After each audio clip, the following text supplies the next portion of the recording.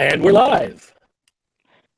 Hello, everyone, and welcome to episode 51 of Fans of Power. I am Joe Amato, and I'm here with my partner in crime, Tyler Baker. How's it going, T Rex? I'm on top of the world, JoJo. On top of the world. All right. Well, just in case fans were knowing where or wondering where Brian's at, there's gonna be a spin-off show called Masters of the Galaxy. So you'll be able to hear him and me and Michael Jenkins on that show on Mondays. So in case everybody wonders what's going on, just I guess a double duty, two shows. So I guess more Masters for everyone. So that's to get that out so everybody knows what's happening. And well, any bits of news, Tyler? Have you been seeing anything different online? Anything with figures? Any things pertaining to something Masters Pop related? If not, of course, I've seen some stuff. But what about you? I say the only thing I can think of that I have seen since our last discussion, and I don't know how much news related it is, but is the Mondo figures that I guess, and I don't even know where these were. It just popped up my feed. All I know is that these Mondo figures that they're doing of He-Man, Skeletor, and Faker. Yeah. Yeah, I think the biggest thing for me, aside from they look great, is they come with little accessories of Furby and good grief, Relay. Relay. Good grief, man. I was like, You're like, better not fail messing that up. it's like not that one, but it's like, but I remember the Busby Furby, from Double Edged Sword, and I'm drawing a blank on one of the more the more well known little critters of the Master of the Universe lore. Well, here I got to even ask you something because what you just said. Is it Furby or Burby? I couldn't remember. Is it Burby or Furby? Because I saw they had written it down as Burby, but whenever every time I watch the cartoon, Chad says, I never thought anything could happen to Furby. Okay, so, what's weird is unless there's a box in the audio where and it could be just someone where the guy thought it was Burby and wrote Burby essentially. Okay, because what's weird is you saying that well, I didn't even know that anybody put it down anywhere as Burby, like you just said. I didn't know that was written anywhere as Burby. I just thought I remembered Burby, and I thought when you said Furby, you might have been, I don't know, mixing it up with those goofy things that talked in the whatever well, the see, when 90s. I watched that show and then saw those goofy looking toys that came out back in the 90s, and I think they came back out in the 2000s at some point. I remember thinking like that's the name of the little Busby from Double Edged Sword. Well, we'll have to do a double check. And for everybody out there, I think that Burby was that creature I thought that ate something that made him sick or something. He ate a lump of Eternium that got him sick to keep Trapjaw from getting it, so he decided to eat it. Well, not intentionally; it was like an accident. It's like he put it in his little trunk, and it just kind of went down before he could stop it, and poor little guy got sick. Definitely one of the more sad and touching moments of the series. Yeah, I remember, and I do remember that. So the thing is, with those cool accessories, like you said, we've seen Burby, we've seen Relay. If I'm not mistaken, did He-Man also have, I think, his pistol from the '87 movie? I didn't look at him that much detail. I was just kind of glancing at everything. I mean, I saw the little accessories and looking at Faker and stuff like that. I'll have to double check on that one because I certainly didn't see it. I mean, when I see things that I know I can't afford, I really don't look at them in that much detail. Well, you just said it. Now that's the thing. For anybody that's has the money to buy them, go ahead. I don't know if it's been definite on the price, but Mondo has done these type of I don't know if it's 1/6 scale, however they describe them. It's usually figures that are like 11 to 12 inches tall, and I mean they're super detailed. They've done other things. I think they've done Ninja Turtles and stuff, but Yep. if I'm not mistaken, they usually come with a lot of extra accessories. They're bigger. They're amazingly sculpted, lots of articulation and extras, but I think they're usually $150. So, I mean, I know some people are like, oh man, that's real expensive. But I mean, if you got the money, get them because those things are just, I mean, they're breathtaking. What I like is the sculptors, artists, whoever were behind them, they gave their own kind of unique interpretation of each of them, Skeletor and He-Man and Faker. I mean, well, I guess it's just basically He-Man with the Skeletor armor. It looked a little different though. I will say I looked to see if it was like a spitting image of the He-Man head sculpt, and it looked a little different. Like Oh, did they? I mean, like I said, I don't have it completely memorized. So people who are listening to this and they're pulling their hair out and screaming at the monitor or iPod or whatever it is they're listening to, it looked different when I took a second look at it just to see if they really did repaint like that head or it. I'll have to go back and look at it. But it was all three were very impressive though, to say the least. Oh no, they are. Which the other thing I was curious about is, I mean, obviously we've seen Burby, we've seen Relay, we've seen a movie Pistol. Now I know the pistols that's something they can get away with without having movie rights, but I mean, are we to take it that Mondo slightly has filmation rights? I mean, I kind of don't get how things work. I mean, do you think they have filmation rights then, since they're doing that and with these figures? I mean, I just get clueless sometimes of what's going on, of who has rights to anything anymore. I don't know. I feel like we're being so left out of the loop on actually like who has rights to do what. Why isn't this been released? Why aren't we getting that? Why are we getting this instead of that?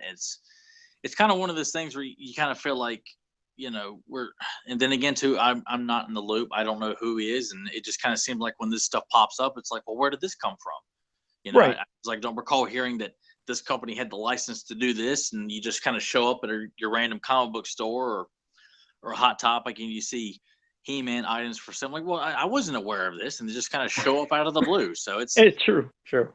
Yeah, because I guess the other reason that I mean, like you said, not knowing what's the rights, what's going on, because I don't know if it was the last episode we did or the one before when we mentioned about Super Seven. They don't have the rights to Shira right now. They're trying to acquire them. They should probably get them, but it was stated that they should still be able to do some of the vintage figures and things like the some of the variants of Shira or Catch or whatever. But then I thought I recently then just seen almost days after that they said no. Apparently they might not have the rights to do anything, so they won't even be able to do those variants. So, but I'm sure, like I said, Super Seven's working hard. They'll be able to get it. No doubt they'll be able to get the rights to do all the pop stuff.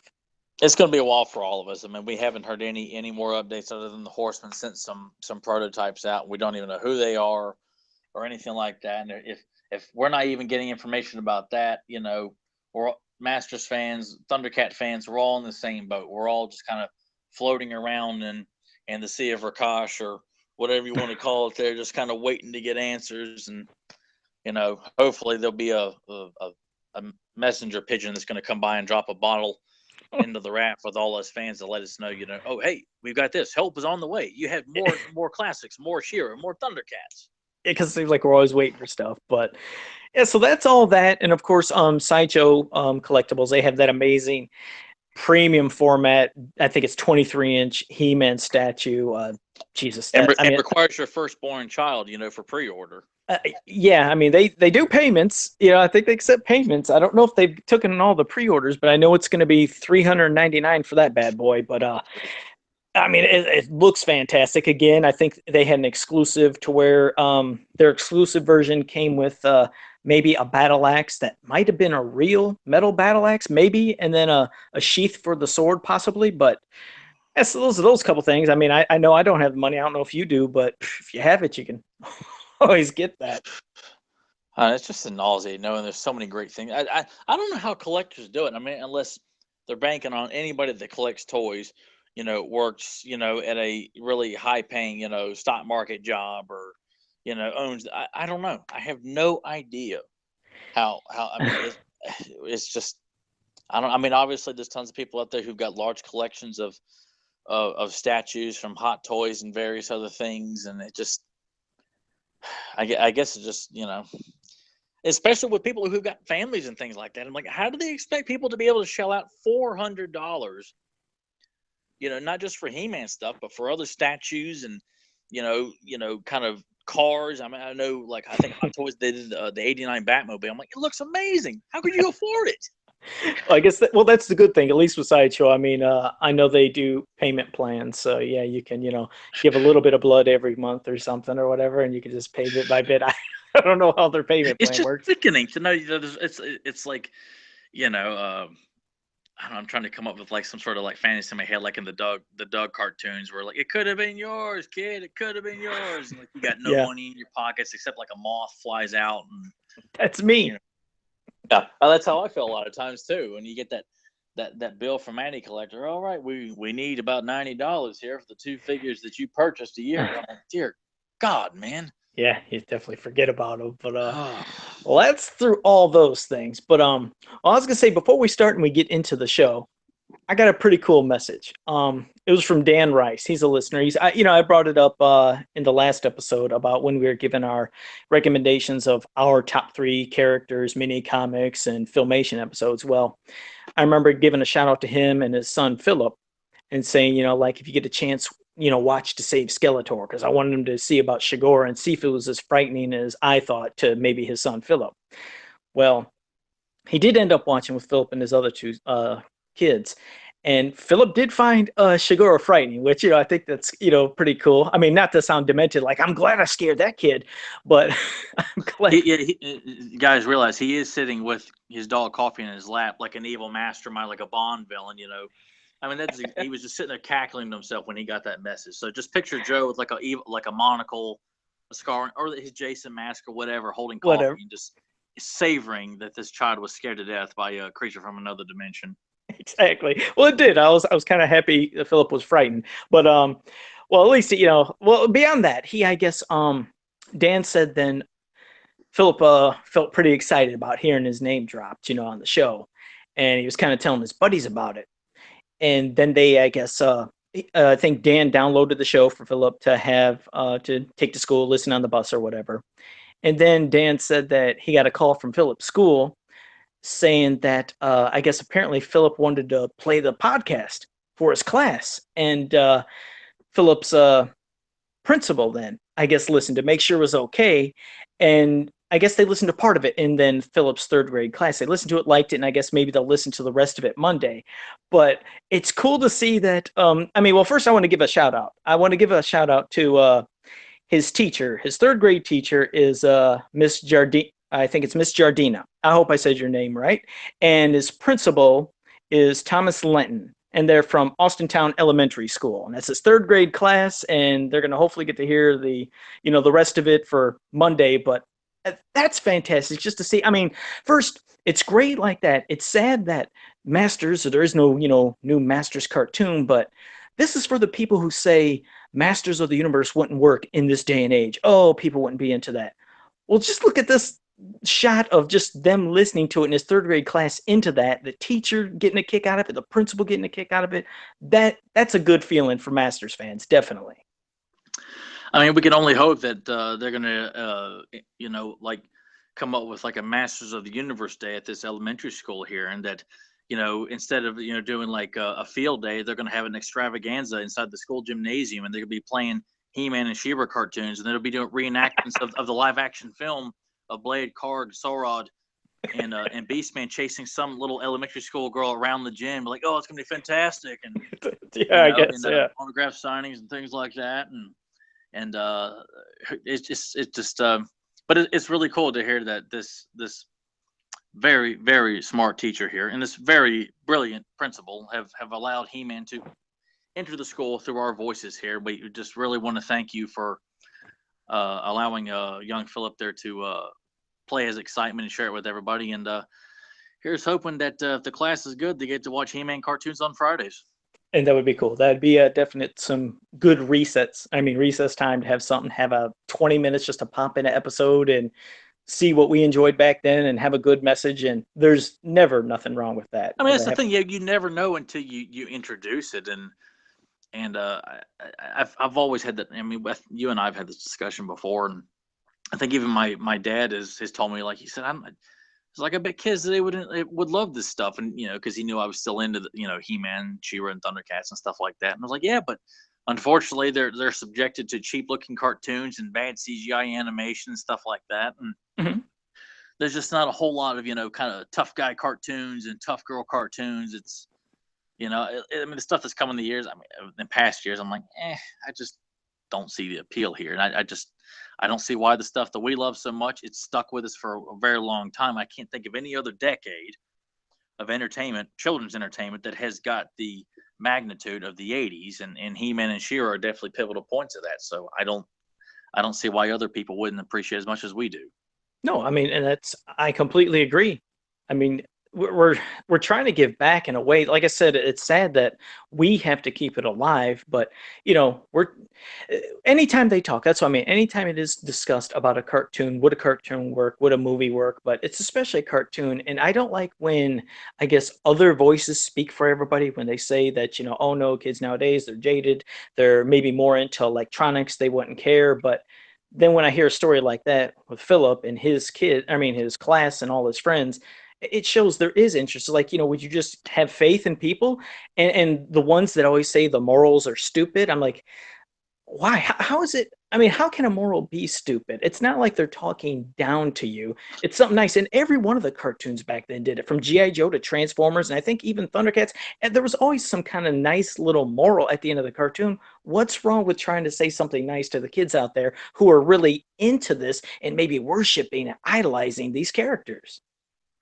Well, I think it's also draws for people who just remember the cartoon and they remember morals, and now that they're adults, they think they're above that, and as well as thinking like, oh, Skeletor's goofy, and so is the cartoon, and this and that, and you're really just speaking from a memory because you think you're too cool for this kind of stuff, but you're probably into like Transformers, Armada Prime or some sort of other ridiculous knockoff that Hasbro keeps throwing out of the original Transformers or something like that. Who knows what you're into? But Right. I just feel like all these cartoons are still around for a reason. That's why Hasbro is still churning out GI Joe and Transformers. Why Mattel is still, well, has kept, gave He-Man another shot, and eventually we got the current line that we have right now because it still resonates with us. Same thing with Turtles. So that's it's stupid and silly to think, and ignorant to kind of dismiss the He-Man and She-Ra cartoons as anything more than like just goofy, cheap entertainment from the '80s. When anybody, if you're wearing a T-shirt into some kind of random place, whether at work or whatever, you got He-Man or She-Ra or whatever it is, people will stop and take notice. I mean, it's just one of those things that people have to stop and say, "Hey, you got a He-Man shirt on," or No, it's yeah, you're right.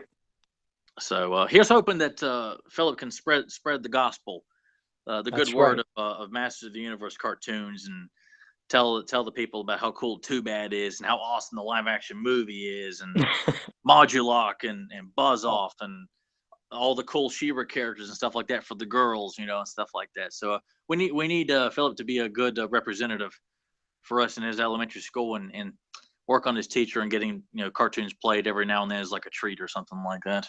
there you go. One way or another, it's going to slowly come back. It's slowly going to come back. It's just So such a cool story. I'm glad his dad shared that with you. I mean, yeah, I mean, me it's too. so That cool.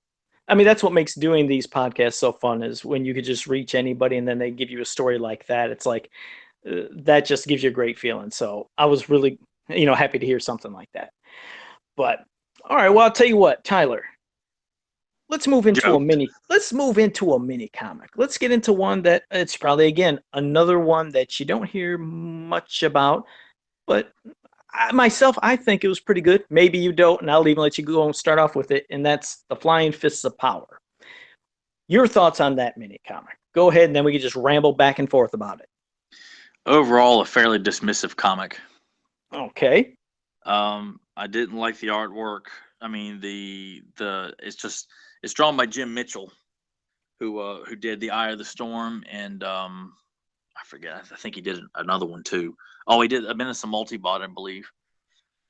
But the artwork alone, it's all right. It's passable, but when you've got people like Larry Houston, Mark Texera, Alcala, Bruce Tim, Stan Sakai, uh, you just Sakai, excuse me.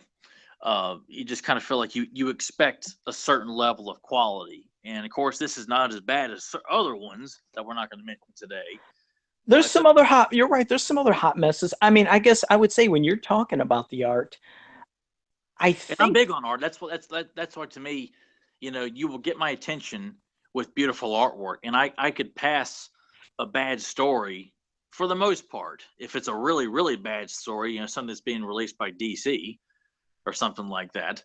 did you You feel know, like he was really trying to get a lot of this is tricky to say, almost like human details and facial, expressions and features to almost everybody. Like, I mean, when you even think about Too Bad kind of had more of I don't know, human tones and facial expressions compared to like a monster, if you know what I mean. I don't know, am I saying this right? When I don't know, I felt like Too Bad was had too much kind of poor pitiful thing. I mean, we're talking about a two-headed evil warrior here that's supposed to be, you would think is like up high in the ranks of evil characters, because of it's two guys morphed into one, okay. that seem very angry and brutish, and they're drawn as very kind of simpletons, even though they're not, it just not what I come to. I mean, Beastman even, I mean, he looks, fairly,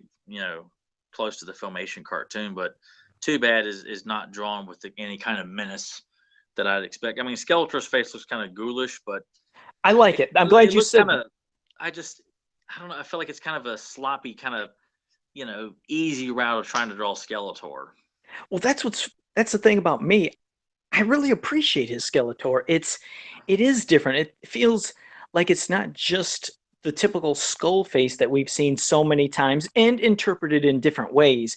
You did get more of, like you said, a ghoulish, almost fleshy, like I don't know, maybe a rotting already face. I don't know, but it's skull-like, but it's real gritty. And for some reason, I really appreciate his version of Skeletor, which is one almost no fans really talk about, but I kind of do like his I Skeletor. mean, I Like, can understand why you do like it. I mean, it's like, I mean, you definitely said it right, where he's definitely a character, and same thing with, like, someone like Hordak, where artists have taken the pretty much presented the same character, but the face, whether it's drawn kind of, old and craggly or ghoulish or very demonic looking or very, very like straight up yellow skull. I mean, there's you wouldn't think, but that's what artists do. They take their own ideas and kind of give their own interpretation of the character, and you can't mistake it for being anything. It's definitely not similar to anybody else who did the mini comics. It definitely stands exactly. on its own. So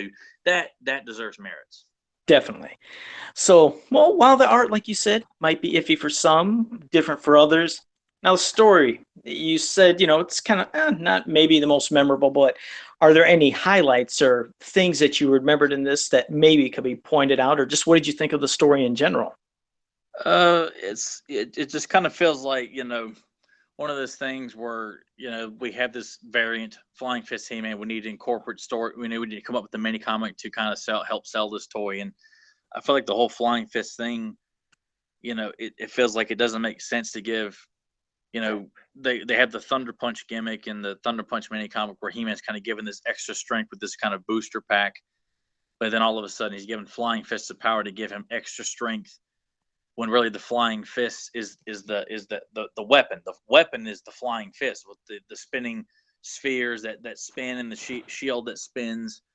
That's the gimmick. That is what you're trying to sell, is the items that He-Man's coming with, and to sit there and say that he has extra strength, as opposed to here's these cool weapons, which aren't.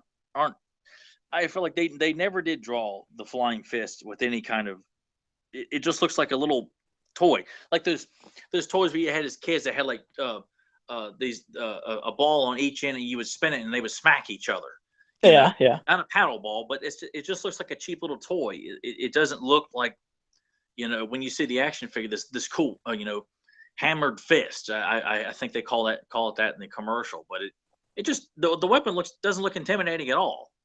Kind of like, It looks blah. very childlike. It looks like something that children would be running around playing with, not defeating lords of destruction with. Do you think that's why? I mean, I guess the reason I kind of really brought up this mini comic is what you're just talking about right now, Flying Fists of Power.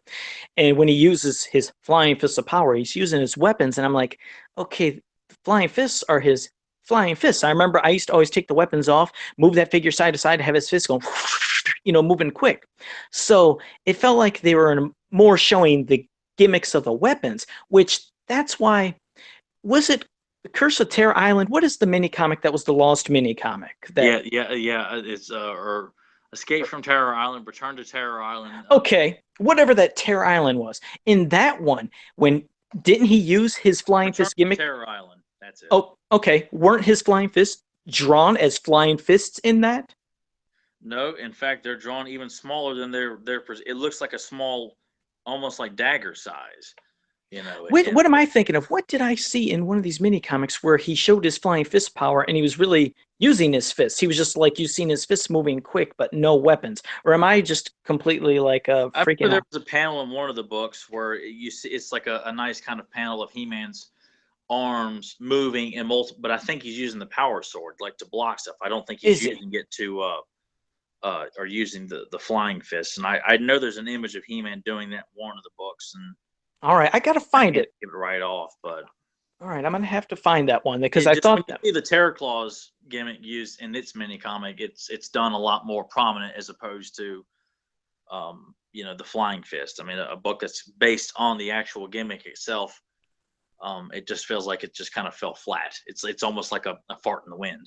Like, oh yeah, we got to get this in here.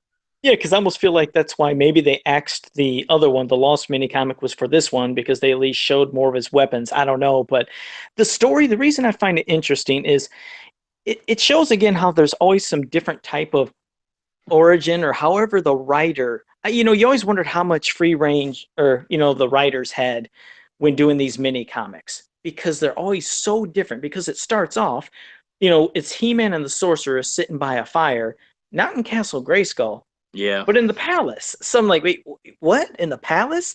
So you're seeing the Sorceress as the Sorceress in the palace. And as you know, I mean, yes, she's always been interpreted different to where sometimes she can use her power outside of Grayskull, but it's usually in the mini comics, and then a special occasion she turns into the sorceress and or if whatever Mom the. Ron decides to turn it into her for a really bad storyline. You had to throw that in, but so yes, so things are different. But this one, again, you had He-Man with her at the beginning. She tells and bestows upon him the new flying fists of power. So if he's ever in trouble, he could use these. He could call upon them, and he'll be able to use the flying fists. But I found that interesting again as another place where the sorceress is, not in Grayskull, but there and at a fire, and she's in her human form. But it's what I always say about when some people say, you know, for Adam and He Man, what's the sense of having a secret identity? He could be He Man all the time and not worry about being Adam. But I always, and that's weird. I always just say, I'm like, but sometimes, like, let's say you just want to relax. You don't want to have the troubles of, I guess, always having to defend to do this. That if there's a day where you can relax, he might want to relax as Prince Adam. I know it sounds nuts. I know they always depict him as being lazy, but in this one, you see that. You do see him just trying to relax and not have any worries. And of course, a crazy bird flies, which I always wondered. He acknowledges this goofy looking bird. I always thought, was that supposed to be their version of Zoar? Or is he just apparently talk to all flying animals? You know what I mean? Well, it starts off with this kind of little quaint little bird that's speaking, and of course, as we've seen so many times, everything speaks from trees to all kinds of animals and mirrors and all kinds of everything talks. Mm-hmm. Rabbits, everything. So for a little bird to fly by and say hey to Adam doesn't seem far fetched, but it's clearly just it's a little guys, to kind of like, oh boy, oh, what's going to happen here? This bird's all ugly and Yeah. looks like a giant, kind of looks like a giant yellow parrot, Yeah. Yeah. Real menacing. But yeah, kind of it like got, the parrot from Aladdin or something like that.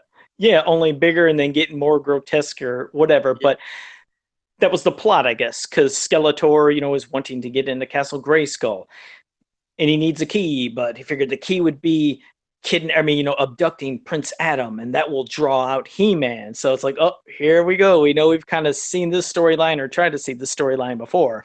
So this kids, if bird, you're wondering what we're talking about Disappearing Act from season 1. Fantastic, underrated episode. see?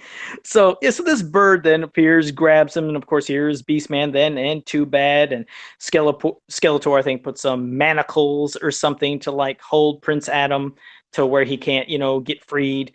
And then the next scene is you got Man at Arms, you got, I think it was, but was it, but yeah, Buzz Off and Cyclone. They're all in front of Castle Grayskull, and here comes Skeletor to then basically say, I have Adam, and you got to get He-Man, or so we can get inside, or whatever. Otherwise, he's gonna do something to Adam.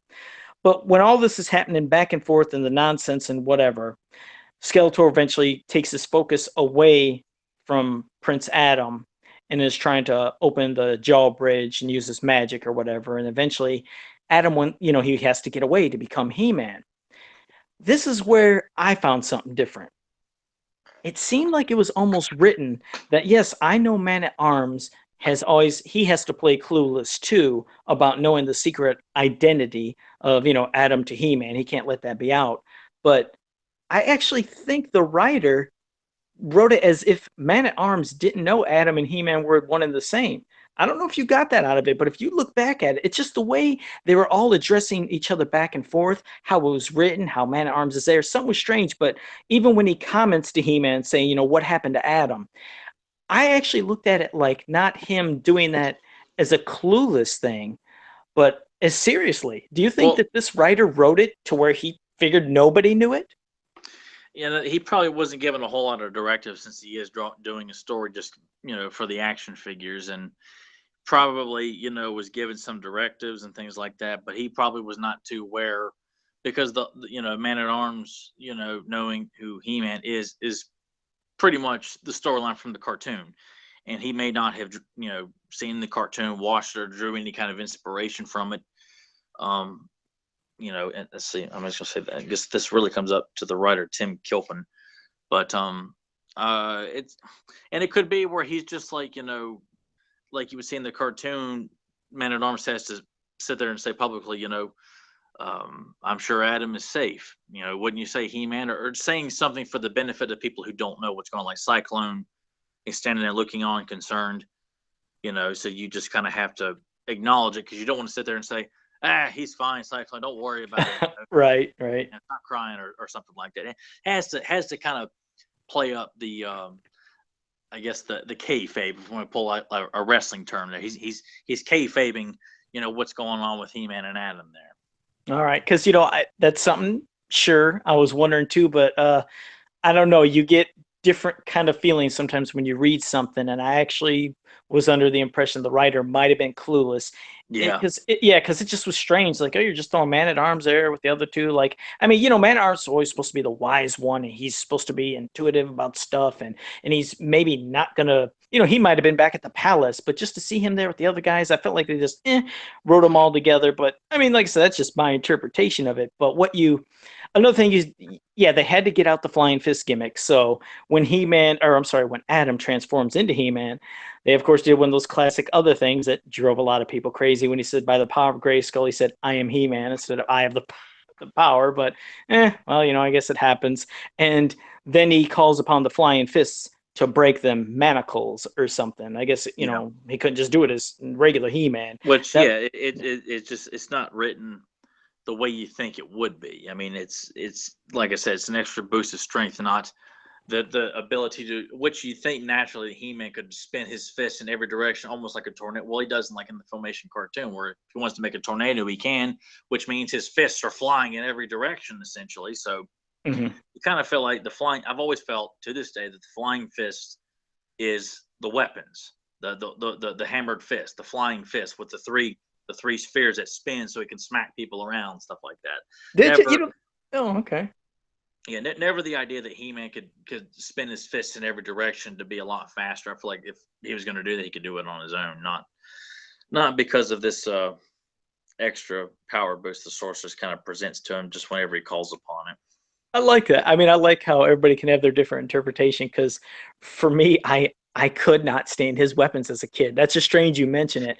I hated those weapons. I didn't like him as a kid either. I never had the figure. I just thought, like, how can you release He-Man without the power sword? And even though I never saw it in person until I got much older, and I thought, actually, this is a beautiful looking figure. I mean, with the vac metal and the brown white boots. I mean, look, it's probably my favorite variant. But yeah, as a kid, I just thought, like, you can't. I don't want a He-Man figure without the sword. And I used to sit on the back of some of the mini comics, and I just thought, why would I ever want that He-Man figure when he doesn't come with the power sword? Yeah, and I guess you could see things always different ways. Because what I would do is, you're talking about the way you've seen it. I took his weapons off, and as for Skeletor, I love the Terror Claws. That pretty much said it all. Yeah, those claws stayed on, and I would swing him side to side, and it looked like he was slashing him. Plus, I used to think he was like Freddy Krueger or something.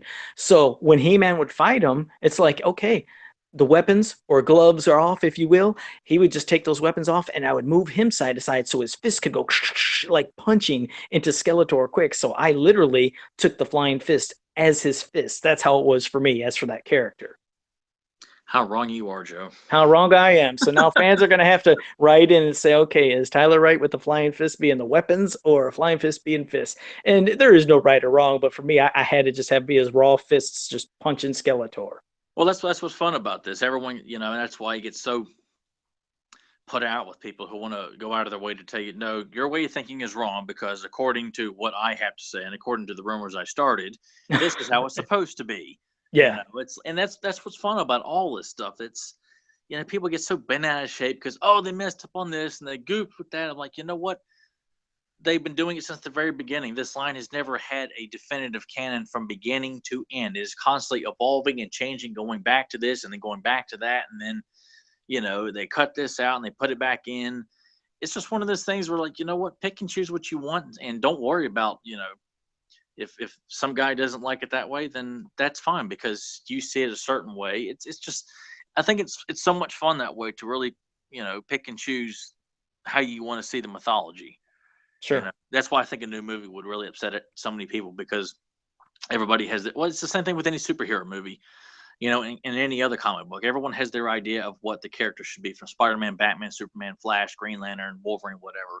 Everybody has a certain idea of what you know these characters are supposed to be. I mean, this goes forever from people like Buzz Off and Modulok and Roboto. We all have an idea of what we think that character should be, and it's a that's what I think makes this property so much more harder to please everybody because there are so many variations. As we're talking right now, you clearly saw this variant figure as someone who smacks people with his fist, Hmm. and I see it as with like, well, that's what the weapons are for, and that's just a small variation. You know, True. No, I mean, you're absolutely right. That's am I why. losing you here? Am I making any sense here, Amato? Huh? Did you say something? What? No, no, you made absolute sense. That's what I mean. It's because you're right. You do get fans that sometimes will get on one thing that it's only this, that's the way it has to be. And yes, there's always different interpretations, different, like you said, canons, uh, ways the characters are created. I mean, there's something we're not always going to like, just like, not making spoilers, but yes, the Thundercats, He-Man crossover comic, which I loved a lot of the parts. Some of the parts, which what you were saying and talking about, they did switch up way things are supposed to be, whether it's intentional or not knowing the history of something. But you know, whatever. Some people don't like it or love it. Like I said, that comic I liked it a lot, except a couple elements. I won't say it because I don't want to spoil it for fans I who don't know. haven't We're read. talking to people who still have not picked up that comic. I mean, Well, there's some that haven't, and for those who haven't, and when they do, if they are wondering what we're talking about, they can always ask us, and I'll bring up the couple of different changes. But so all in all, this comic, like I said, yes, might not have been groundbreaking, but I liked some of the different points that were shown because again, showing different things, whether where the sorceress is at, how he's transforming, things about maybe possibly Man at Arms knowing, not knowing. I find some, stuff like that always interesting. it's not a bad story. I mean, especially, I mean, if I'd have gotten this as a kid, I may have enjoyed it, but I mean, it may have even been a forgotten one because I remember I had the Leech mini comic and I completely forgot about anything that was in it until Whew. you know viewing it, you know, Oh online Lordy. much years later shows you kind of what kind of impact it had on me. Was a doozy. If fans ever want us to talk about one of the I hope they don't, yeah. but Well, but if they do, if they they will yeah. have to cover it at some point. That along Yeah. with some of the other honestly, and what's messed up about that is like some of the horde ones, you know, like Montana and Leech. Grizzler got a solid one. Hordak got a really good one. Mosquito got a good one. Multibot didn't get a. It was all right. I don't recall it being anything more than. But Leech and definitely Montana, especially Leech, yeah, they had some of the, if you want to say, stinkers of the universe. I mean, there might be fans who liked them, but they had weird That was a elements. rotten tomato. That one was. Yeah, I mean, there's a fan for everything. There's probably sure. you know a small group of fans who love Batman and Robin. There's a small group of fans who probably love you know uh, the prequels of Star Wars. I mean, there's a fan for everything out there, and I'm sure if there's somebody listening to this and you're a fan of the Leech mini comic, let us know, because it would be just curious to hear what, is it just it was your first one, or you just thought it was really crazy kooky artwork, or you just thought, hey, this is fantastic work, and I intend to have the inker or an illustrator and writer all autograph my copy. Hey, and exactly. People, I mean, there might be people that really love that, and I'm not saying they're wrong for liking it, because there's things I like that they hate, and that's what's good about all of us having our own opinions. So, but yeah, we might have to discuss that one.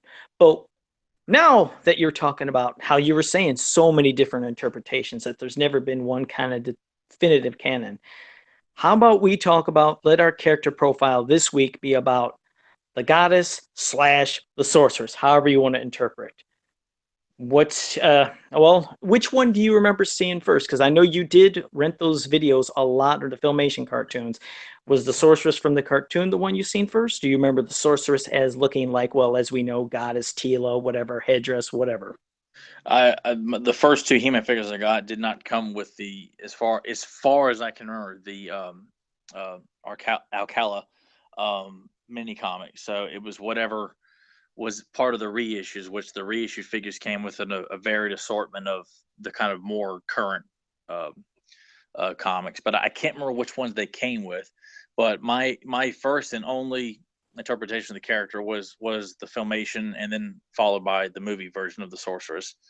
So the bird form, that's all I ever saw, and the whole Tila warrior goddess thing, wasn't even aware of that until I started looking at figures been on card, when I was in middle school, I think, in magazines and stuff like that. So I wasn't aware of the whole goddess character until I got He-Man and the Power Sword at a flea market, and was flipping through it, and saw that Tila's here, but then there's the Tila action figure with green skin, and that was back in high school, and I remember thinking, like, I don't, what is this? I don't. It's like, okay, I guess this is supposed to be the sorceress essentially, and then we have Tila, who's Tila, blonde hair, and all that stuff. So I mean, I got it. As a kid, it may have confused me a bit, but I knew what they were doing, and by that point, I had understood that the line had changed, significantly from the beginning to, by '87. Um, Was there but yeah, ever a reason? Did they ever say why for, the Filmation sorceress, which we know that there was even a different way she was drawn in her concept. You can see that in some, books. But was there ever a reason they said they decided, hey, let's go with this brand new sorceress that's going to be like, bird-like, instead of just using kind of that sorceress slash goddess look with the cobra headdress, and possibly keeping her green, not green? Did they ever say? I I've never read an article about that, and I don't know the Filmation Bible inside and out, and if that was a mentioned detail or not. But I know that when they were doing the cartoon, that they looked at a lot of the figures, or they got concept drawings of what's coming down the line, and it's they probably saw the goddess figure, and they probably thought, like, they probably could not, because Lou Scheimer was definitely about making it as wholesome as possible, but obviously maintaining the edge that the cartoon had. I could see him saying, like, I don't know if I want to present a female good guy, wearing a cobra armor and green skin. He probably would have thought, like, this seems more like something a villain would look like. So let's make her more, let's give her human colored, like, generic Caucasian skin, and a bird outfit, or who knows what they came up with prior to the final look. In a good way of crossing over then with Zoar. They're like, hey, let's just use Zoar the Yeah, Falcon yeah. with that. It's like, hey, we can combine. We got the Zoar the Falcon. Let's say she turns, and that's what we'll do. We'll take the motif of the Zoar the Falcon, and we'll just combine the two and make her outfit resemble Zoar the Falcon. I mean, it may have just been simple as that. They probably didn't even think about that. Who knows? It's hard to say. Yeah, It's because she makes you feel, that's the thing, the sorceress from the Filmation cartoon, you're right, looking at her compared to how the goddess was with the headdress and the snake headdress, whatever. I mean, definitely in the cartoon, she seems like she would make you feel safer, and she looks more wholesome and She's a nice and very pure. motherly character too. Yes, exactly. You feel safe with her, whereas the goddess could be more mystical and mysterious. Not to sound like two the same words, but possibly something like that where hey, this person has a lot of magic powers, but you're right, you kind of feel maybe a little uncomfortable around her. I don't know, just because of how her look. I don't even know if that would make sense. Possibly. I feel like based on how they kind of addressed characters and things like that, I feel like they would probably want to make, if this is supposed to be one of the good guys and someone who's guarding Castle Grayskull, we want her to look probably. I mean, and obviously they wrote her as a very motherly character, someone who is there. It's like an open ear for Adam or slash Heman to talk to, or even Orko. So you probably want to accommodate that personality with a more, even though the Falcon headdress on her head has a very serious look. It doesn't look goofy and hokey, Hmm. but it looks more friendly with the Zoar color motif as a more of a warm and approachable character, even though she clearly is someone who's guarding probably arguably the most well, yeah, the most sacred part of this mythology. Yeah, I can understand that. Does make sense. Now, I guess I'll ask you another thing about, well, sorcerer slash goddess when we're talking about these different versions. But talking about the sorceress in general, this is when, like how we mentioned earlier in the Flying Fists of Power mini comic, where things get confusing. In the mini comics, she's always been drawn multiple times where she's outside of Castle Grayskull in her human form.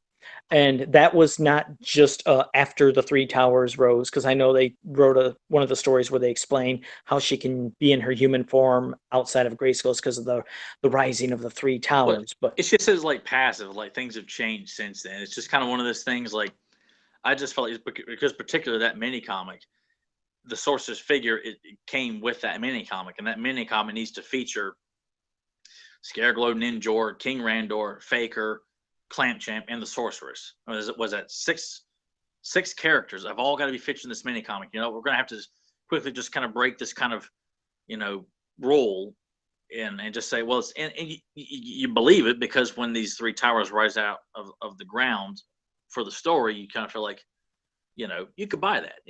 Even though it really comes off as throwaway, like really quick, we need to do you think throw that's this in here to kind of like let everyone know. But well, that's what I mean. Do you think it's because obviously, yes, we finally got the figure of the sorceress, which everybody by then, has seen in the cartoon so many times that now that we have a definitive figure of her, let's then kind of explain in case the people who do watch the cartoon religiously wonder how she outside of Grayskull, even though before that comic, remember, she was in plenty of the mini comics where she was outside of Castle Grayskull in her human form.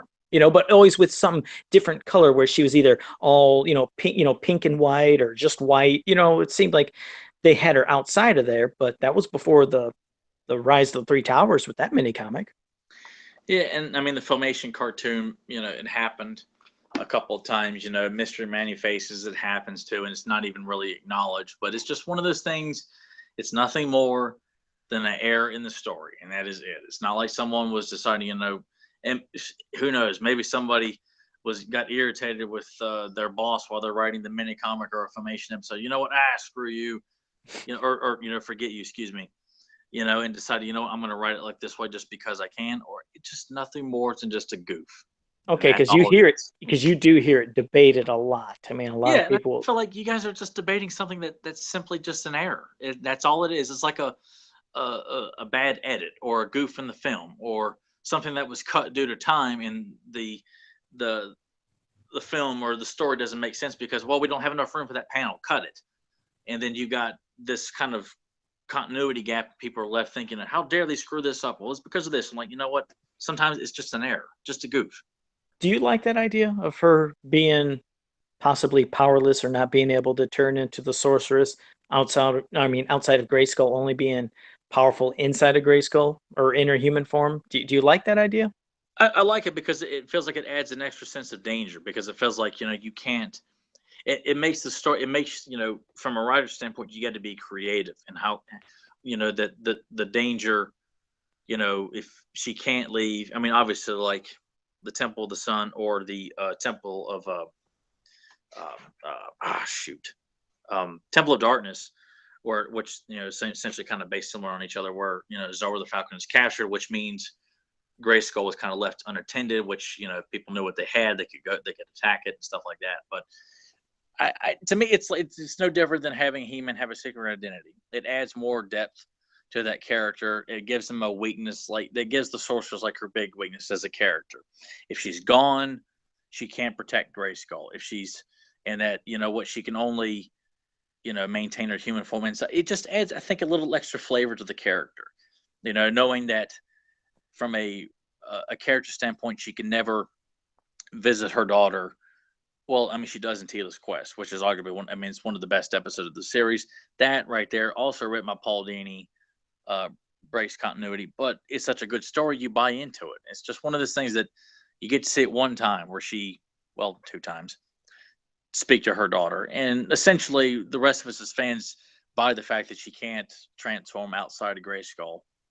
And from a character standpoint, I think that, like I said, I keep repeating myself. It just adds more to the character. Same thing with Adam and the Secret Identity. You go through the struggles with him. You get upset because Teela or Man at Arms or King Randor, not Man at Arms, is giving him a lot of grief because of this, and it's really because he was out as He-Man doing that, and you feel for him, and it makes the character have more layers, and I think that's the layers for the Sorceress. Well, I wish she had some type of power, meaning the reason I think it could have been different if hypothetically she showed some kind of magic powers outside of Grayskull. Like, let's say she was able to, in the cartoon, go outside of Grayskull in her human form and use magic, but it's not as powerful. It's only really powerful when she goes back to Grayskull. Then she's, basically super powerful, like maybe, 10 times as strong as normal. Because besides Orko, who does a little magic, which, they, of course, had to make him Bumble, there's not really magic users for the good guys. And she's the only other one, but she's always at Grayskull. So you can only see it when they go to Grayskull. But what's sad is it seemed like every time they got to Grayskull, you figured this is the Sorceress, this is her place, this is where she should be super powerful, and it seemed like she would get bested a lot. Now, of course, we brought it up like last time. I brought it up about Shigora. Nobody could stop Shigora, so yes, Shigora made quick work of the Sorceress too. But I thought even Mulcrum was able to kind of, with the help of Skeletor, and I don't know if Evelyn was there in that episode Reign of the Monster. It's been a while since I seen it, but I thought they even were kind of maybe almost ready to best her. And I'm figuring, what, this is your home turf. This is your place. You should be able to wipe them out easily. So I feel like it could have maybe added a different element. I mean, maybe if, like I said, showing a little power outside of Grayskull, but in Grayskull, okay, you better do something to stop her. So then when you see her being stopped, it's like, oh Jesus, you know what I mean? Kind of. I don't know.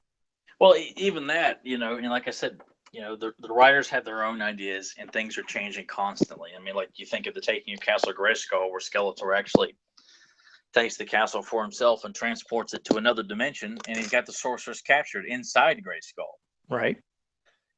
So that whole, I mean, and it's really just because she's not written as the star of the show. We don't need to see her. From Filmation standpoint and other cartoons, it gives nothing for He-Man to do if the Sorceress can clearly take care of business inside Grayskull. I mean, if there's been plenty of times, Dragon Invasion, Diamond Ray disappearance, taking a Castle Grayskull, and even Evil Seed, where Skeletor is inside Castle Grayskull to save Skeletor. It gives He-Man and the rest of the crew nothing to do if the Sorceress can take care of herself inside Grayskull. Then it's like, well, we don't really need to be here. No, There's not much danger here if the Sorceress could really take care of everything inside Grayskull. it makes sense. I mean, no, it does make sense. It's just sometimes it upset me because then it made me feel like they're playing down her powerful, or I mean her power, because I'm picturing she's supposed to be super powerful, and if somebody can take over the Sorceress when they get in there, I guess that's what angered me. But I mean, you're right. I guess that's just how they have to write it, because otherwise, yeah, what's the sense of having He-Man? But I don't know. Maybe if there's multiple people that came in and then got the best of her, but I don't know. Sometimes I guess it just angered me. But I guess that's If, why if, they it, were if it was written, yeah, with these kind of guidelines today, and the writers taking it seriously and understood a lot of the kind of, not just the basics, but a lot of the in-depth guidelines that the majority of fans have come to know and accept and believe is canon, then I think that would be a lot more truth to it. That if you're going to have somebody go into Grayskull with the Sorceress guarding it, not doing like the original storyline where nobody was guarding it. Yeah, Uh, always open. yeah, then you would really have to get creative and find out, well, how can this villain, whether it's Skeletor, Hordak, King Hiss, uh, Lord Mask, whoever the case may be, decide can break in here and stop this lady who clearly has more power inside on her home turf. From a writing standpoint, you got to come up with something that's like, okay, that makes sense that she would be bested by this guy or group, even on her home turf when she's got more strength on her side than she would outside. It's just one of those things where yeah. I feel like I'm getting too long winded here. Well, it's a tricky playing field. I guess that's why they wrote some of these super powerful characters for just very limited episodes. Because, yeah, if everybody could do it, then I guess, yeah, pretty much it'd be over quick. But I guess that's why they're memorable. Some of those characters, like Shigora and Molcrum, and whoever else may be. That's why I always shot you. I think that's why it's stuck in our head. Some of those, and including like Evil Seed, like Jesus. I mean, this guy's taking over everywhere in Eternia. That's why they are so memorable. But well, beyond that sorceress, we'll go into another one. We'll go into uh we ain't get to see much of her. I mean, here it's not me being negative, but I Oh no, remember and I know where you you're know what's going. coming. That You know. because there's nothing to defend in that All regard. right. All right, well, you know what's coming. The movie Sorceress, when I first seen her, I remember how upset I was. I was, of course, used to Filmation and the mini comic stuff, and I seen her, which, yes, it's another version, but I thought, oh God, this wait, what? I mean, she didn't look anything like any of them. And yes, I know it's another version, but especially when she was getting drained and looking old and haggard, something about that look I couldn't stand. But sure, as an adult, it's grown on me. I could see, hey, very unique version. When you first seen that sorceress, did you just clearly accept her, or did you have questions? Because I know you love that movie to death. But what did you think of her? Maybe an initial thought of seeing her. I bought it hook, line, and sinker. I mean, Oh, everything did in you? that movie, because it wasn't too long after I was acquainted with the series and the toys that that I saw the movie, and I've seen it so many times I couldn't tell you exactly the first time I saw it. That's how embedded it is into my brain that it's just become like it's like kind of crumbled to dust in the wind. That it's just embedded in my brain so much. I don't know life without this movie. Let's just put it that way. You know it as much as I do Friday the 13th, huh? Yeah, yeah, pretty much. Yeah, I'm definitely on the same level there. So, Okay. and I was not against any kind of character changes, characters that were missing. I thought if you're telling me this is Grayskull, this is Skeletor, this is Elaine, this is the Sorceress, I'm like, I buy it. I accept that. I don't have no problems with it at all. I thought the outfit looked great with the crystal headdress. And Christina Pickles, she's given very limited screen time, but she's given some good dialogue. And she plays up what. And just remember too, the movie, well, this is for another day, so we don't need to get into this too, because I feel like there's so much to be said about that movie that we've already said before. That like there's more information to be said, and we'll Yeah. save that for another day. But I was gonna one say thing, be a movie. Yeah, that'll be a movie topic. yeah, but I thought she was done really good. She had a lot of good scenes, even though she didn't get to do a whole lot because for the story she's captured and she's pretty much forced to stay in this forest field. So that's it. So story wise, she's not doing a whole lot of big speeches and stuff, like, even though that's what she does do, is she gives her moments of speech here and there, and seeing as that she's slowly decaying, and which was kind of frightening to me as a kid when I saw her. When He-Man returns as in Skeletor's hands, and her face is all wrinkled and I craggly. didn't like it. I didn't like seeing It that was face. it was like, oh man, Yeah. this is awful. This is kind of scary looking. I mean, Yeah, I mean, she looked like she was, well, dying because all of her yeah, energies be taken away. Yeah, she was gross looking to me as a kid. That's why I think I really didn't like her as much because when I remember seeing that, I was like, oh man, God, the sorceress looks like she's becoming a mummy or dead, and I couldn't stand it. But okay, so you bought her hook, line, and sinker. The reason I'm doing this is because I'm leading up to basically, I mean, sure there could be others, but I'm going to lead up to only one more sorceress.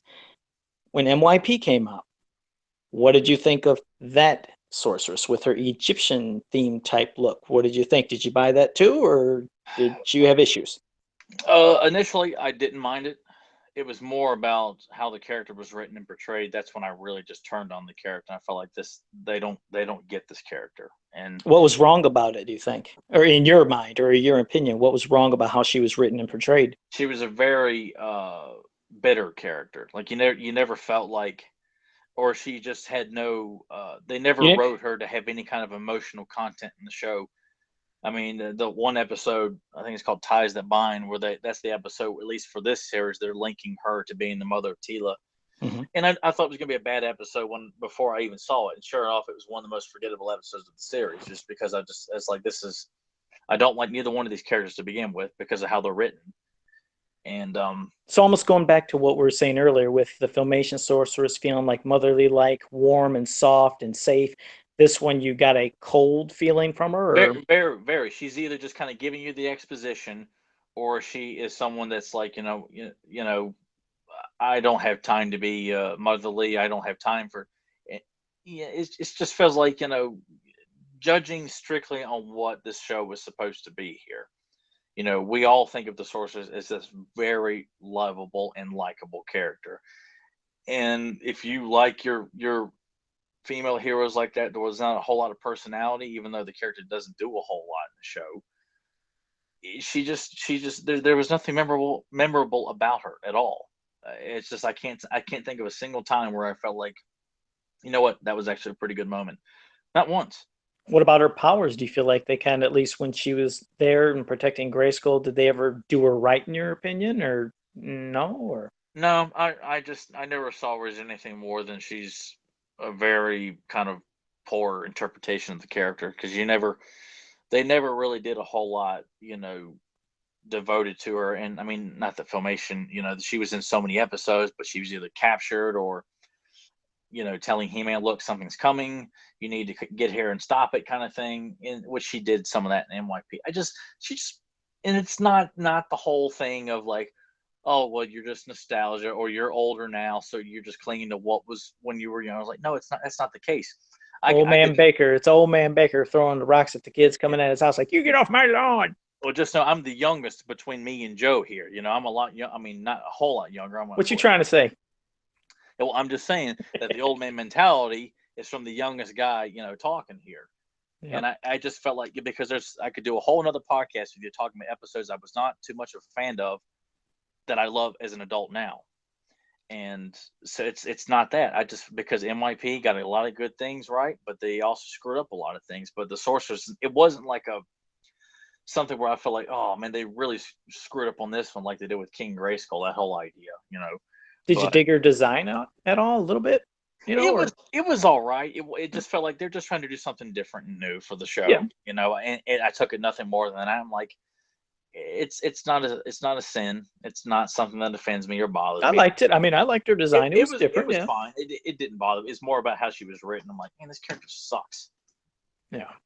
I guess that's for the more jaded, like I said, how we were talking about, hey, the kids are jaded now. Let's make her a little, oh my God, I'm starting to talk like you. And you're like, hey, man, you got to do this, man. I didn't know if you ever noticed you do that. But, no, I guess maybe they're writing it for maybe a different generation. Think, let's make it a little more serious, especially if people were saying the Filmation one was, corny or hokey and too kiddie Well, there, like. there was nothing cool or witty or like, oh man, yeah, this is the modern series here, guy. Like, no, there's nothing memorable about her. There's nothing to write home about. There's nothing to cling to. And I mean, maybe for people who never saw the original cartoon and they saw this new He-Man cartoon on Cartoon Network and thought, wow, this is cool. All right, you get a pass, because at that time you had nothing. I'm only giving a pass to youngsters who watch the MIP, people who grew up on or remember the Filmation cartoon, grew up watching it. That's where I feel like, you know, but I guess it's, you know what, I take it back. I'm gonna stop right where I'm at. If you like that character better than Filmation, you have every right to. I'm not going to be condescending and talk down to you because you feel this. No, no, no, no, no. This is not what this show's about. Yeah, there you go. Don't you be talking down to people, Tyler. Lord knows I've heard plenty of people trash the He-Man, live action movie, and I just want to go to war over it for the reasons they say it. If I've it was never legit, trashed. huh? I never trashed that crap. I mean, I never trashed that movie. Huh? Oh, of course not. And I never trash, this knockoff Meteor Orbs. You No, know, that was pretty low. That was called no, it's like, you want to play with fire here, man. I mean, no. But you're the Fire Lord here. But like I said, I do like the movie. Like I said, as a kid, now I appreciate it. So I guess before we wrap it up, how about with the versions of the Sorceress in different forms? We can rate them from best to least favorite. I guess just let me start off because I'm sure we're going to have a different way we say this. My top Sorceress is Filmation. The second one, I'm going to go with Goddess slash Sorceress from the mini comics. Third, MYP, and fourth, movie Sorceress. So that's Oh boy. I know you don't like that, but go ahead. Your best to worst. Best would be Filmation. Second would be the movie. Third would be the Goddess, and MYP would be dead last. Oh wow. Okay. There we go. Well, we definitely did vary, and I figured we would.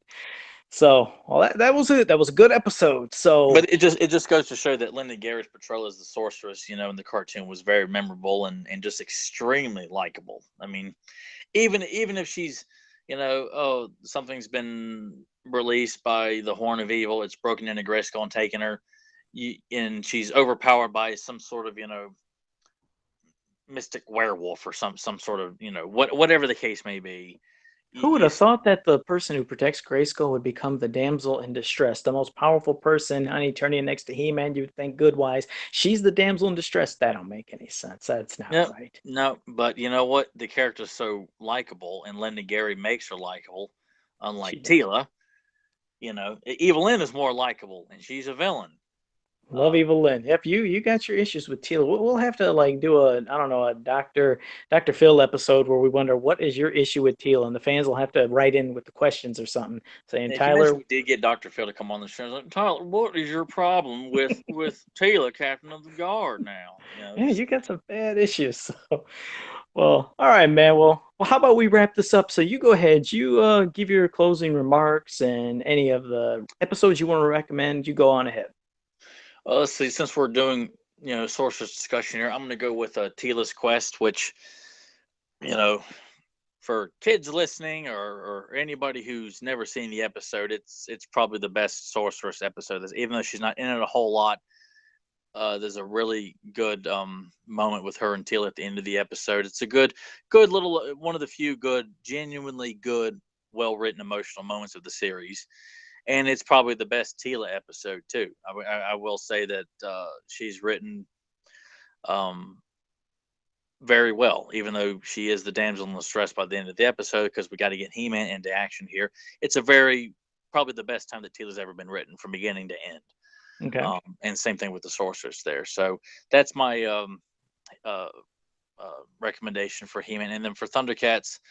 Um, it's getting to where like I hate or thinking I'm going to like repeat myself or something like that. But I'm gonna go with Slaves of Castle Plundar from season one, which is a one of the first episodes after they've kind of established themselves on Third Earth, and it's pretty much the Thundercats versus the Three Mutants as they are building their evil headquarters, Castle Plundar. They're fighting the mutants to save the Brute Men from being slaves to them. It's a very simple story, but it's a fun kind of ABC story to kind of get you acquainted with the core characters of the show. So it's like a good beginning episode. If you don't want to watch Exodus or just a random episode, that'd be a good one to start with.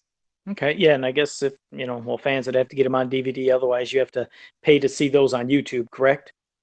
That, or you can purchase the entire 2 seasons of Thundercats on iTunes, episode each, or in bulk, whatever you want to do. Or Okay. um, yeah, because I bought several episodes of He-Man, and I don't think He-Man's available on iTunes right now. They've taken that show away, that and She-Ra a couple of times, and I think as of right now, it's not available to purchase. But Thundercats is. Oh, I didn't know So that. yeah, I didn't know either, because I every now and then I'm like, you know what, I feel like buying that and being able to play that when I'm going home or something like that. I'm like, great, they're not available right now, but Thundercat still is. So All you want to right. buy a sample of it, you can do that. All right. Well, cool. Joe, Okay. Joe, before you wrap up, we had originally talked about the fact that you were going to have a special guest on this episode. Obviously, something has happened, so can you talk about that a little bit before you wrap up? What's funny is when wrapping up, I was going to mention that, and I was also going to mention and I was also going to mention about us doing a new recording platform. I was kind of, but yeah, I will do that. Okay, and well, guys, I was going to say we were going to have a special guest on today. I still want to leave it as a surprise, but he couldn't make it this episode. There was I think there's some issues maybe with his internet connection, but we're going to hopefully try to have him on for our next episode, which will be that'll be our big episode. That's going to be episode 52. That's 52 straight weeks of podcasts. So 1 year, and also our Halloween special. So hopefully he makes it for next week. And we're going to, in case you guys were wondering, we're trying a new, I guess, a recording platform, if you will. We're going through Google Hangouts now. So hopefully this sounds a lot clearer than our, the other episodes have been sounding, and we apologize for that. But hopefully this will sound clear, and then we can try to give you links of how to do, check us out through YouTube Live when we start doing these. In the future episodes, you can hopefully catch us live and leave comments. So that'll be something new and fun, and especially we're doing through YouTube, maybe we'll flash up pictures of things we're talking about. So in case you're wondering, wait, what episode, and wait, what are they talking about in the comic? We can maybe give you a little bit of examples. So that's to at least get that out the way. And also, as for places to go, be sure to always go to popculturenetwork.com, hemanworld.com, fansofpower.com. And for on Facebook, you can always go to Masters of the Universe. It's a He-Man and She-Ra Ultimate Fan Group. It's a group I created. Pretty fun. Nice place to just sit around and discuss stuff. And want to give a shout out to a couple listeners that were saying some stuff to me, and just saying hey and liking the show, to Joshua Mead and Jeremy DeWitt. I always appreciate your guys' feedback and what you have to say. So always thanks for being dedicated listeners to the show too. I guess, but before, right before too, I want to reiterate kind of along those lines. I just want to thank everybody who has listened to the show, either from the beginning to as you're listening to this current one, or you got started at some other point and you love listening to the show. You shared your support, or maybe you don't even know who Joe and I are, and just listen to the show casually. But I want to thank everybody who listens to the show weekly basis, every other week, or just every so often, whatever. Just appreciate, and everybody who's came to us and told us you enjoyed the show on Facebook or in messages or emails or whatever the case may be. It's much appreciated to hear the kind of support that people appreciate that we do this, and that we enjoy doing it, and that people enjoy listening to it. So everybody who listens to it, I really want to thank you greatly for appreciating our efforts. Very well said. I concur. And before you wrap, I just want to give a shout out to I'm guessing it's pronounced Dongi Forever. Maybe it's Dungi Forever on YouTube, who is currently in the live chat watching the live stream. So just a shout out to him for being here. Oh, well, cool. Thank you for being here. We want to thank him for that. Absolutely. And he can comment and anything he wants next time, because we're about ready to wrap it up now. But yeah, thank you very much. So, with that being said, let me just say, have a powerful day. Hey, kid. Welcome to the war.